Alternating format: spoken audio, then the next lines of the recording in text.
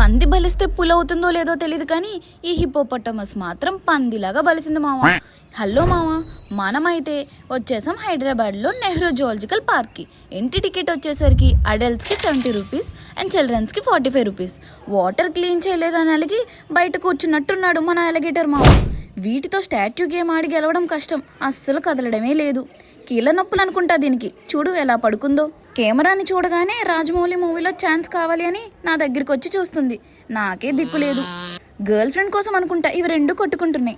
రోబోరైనోసరస్ అని పిలిచా, అంతే ఫీల్ అయ్యి డిక్కి చూపిస్తున్నాడు.